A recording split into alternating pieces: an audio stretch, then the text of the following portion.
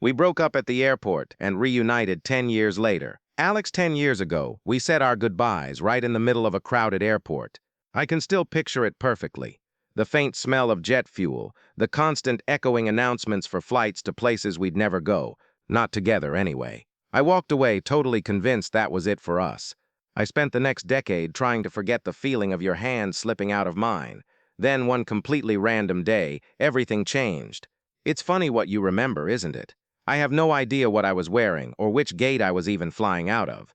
But I remember the look on your face. It was this heartbreaking mix of determination and regret. For 10 years, that was the last picture I had of us in my mind. Just an ending, or so I thought. Section 1, the beginning. Alex, you were always late. You'd slide into the seat next to me, smelling like coffee and rain, and whisper some joke about the professor's bow tie.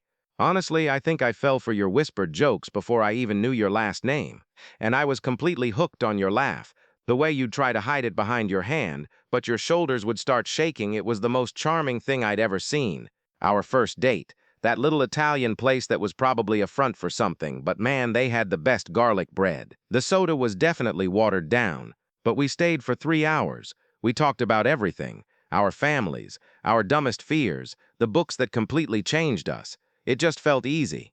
Almost too easy. Like we'd known each other forever.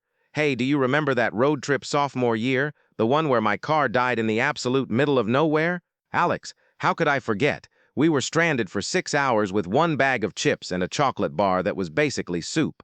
And instead of freaking out, we just sat on the hood of your car trying to name constellations. You were terrible at it, by the way. You thought Orion's belt was some kind of space caterpillar. It looked like a caterpillar. But that day, that was when I knew.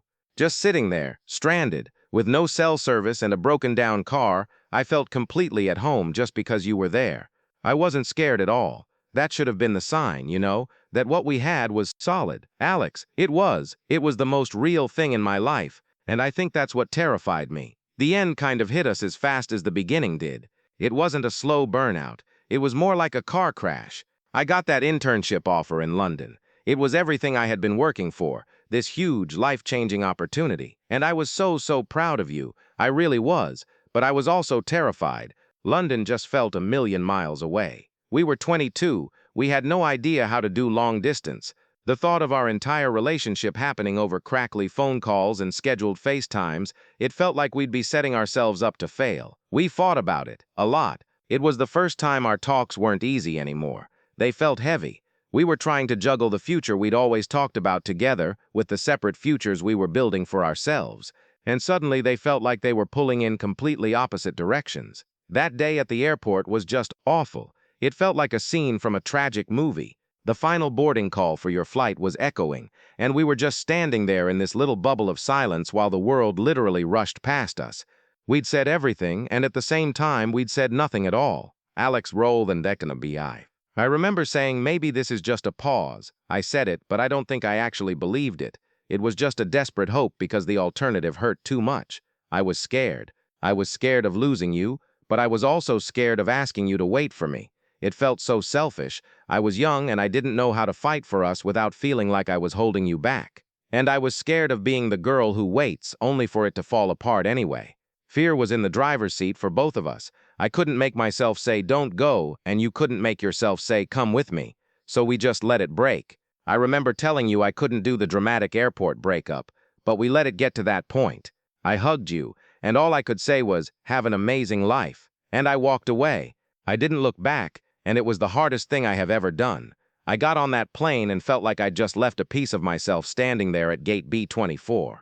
That first year was the worst. Every single time my phone buzzed, there was this split second where I hoped it was you. I just dove into my career. I worked like crazy, got promotions, and built a life for myself. I dated. Some of them were really nice, kind men, but it always felt off, like I was comparing them to a ghost. There was just this nagging feeling that something wasn't quite right. London was amazing, and it was incredibly lonely. I did well at my job, made new friends. I traveled. I was living the life I thought I wanted, but there was always a Jamie-shaped hole in it. For years, I told myself the ache was just nostalgia, that I was romanticizing what we had.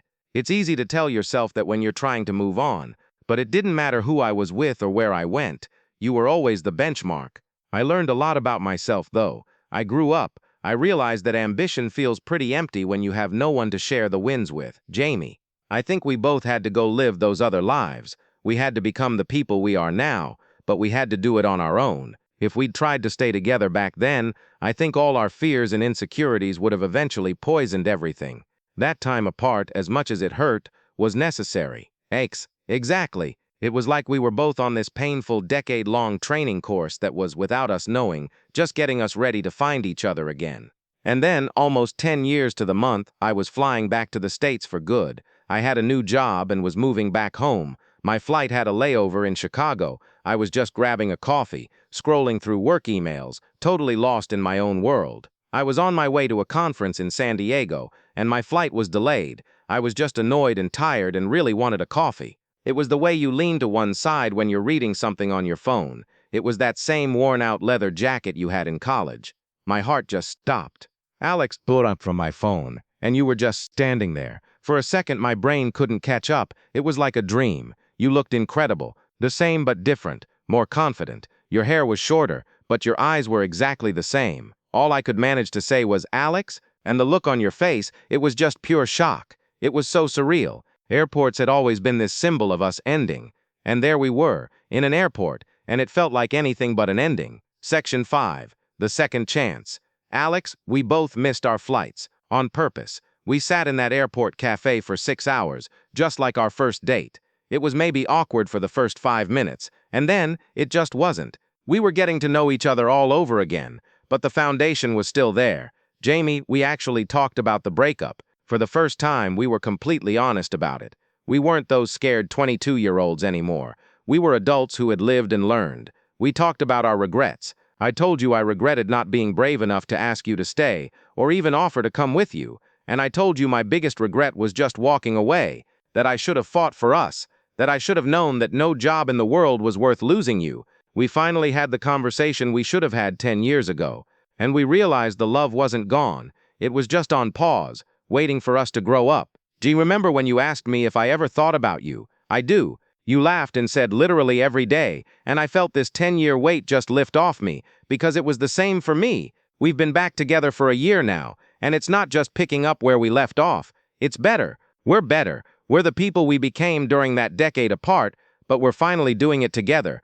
We took the long way around, but we made it back. It really feels like we got a second chance, and this time we're not letting fear call the shots. Our story is just a reminder that sometimes an ending isn't really the end. Sometimes it's just a very, very long pause. We're just so grateful to be here now, and it makes us wonder, have any of you ever reconnected with a lost love? Do you believe in second chances? Share your stories with us in the comments. We would genuinely love to read them. And if you enjoyed our story, maybe subscribe to see the next chapter of our journey. Thanks for watching.